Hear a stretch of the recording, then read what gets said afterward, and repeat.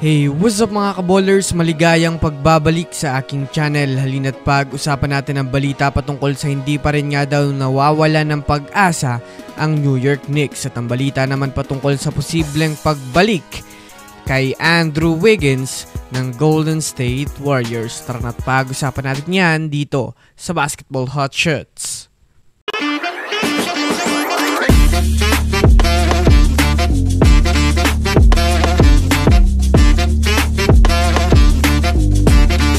Una nga muna tayong dumako mga kaballers sa balita patungkol sa hindi pa rin nga daw nawawalan ng pag-asa ang New York Knicks.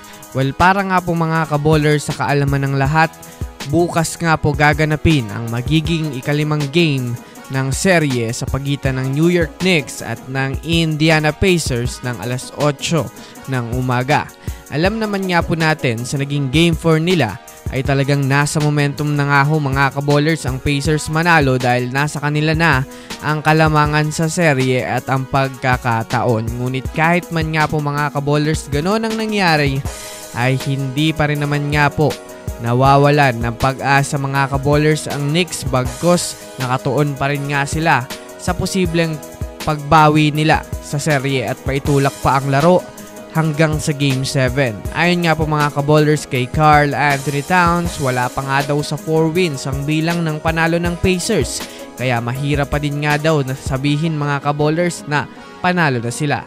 Kumbaga, sa naging pahayag nga po mga kaballers ni Towns, hindi pa nga siya mga kaballers naniniwala na tapos na ang kanilang karera sa playoffs dahil hindi pa naman nga daw tapos ang kanilang serye. Para sa kaalaman ng lahat sa mga gustong makapanood mga kaballers at masubaybayan ng mga teams na kanilang gustong magkampiyon ngayong season ay maaaring bisitahin nyo lang mga kaballers ang FB page ng Keropi PH at i-message kung gusto nyong mag-avail ng NBA League Pass sa halagang 300 pesos ay di nyo na kailangan umasa sa mga live streamers para makapanood ang mga laro. Again, one-time payment, pwedeng makapanood ng live games until finals na yan mga kaballers at ilalagay ko sa comment section ng link.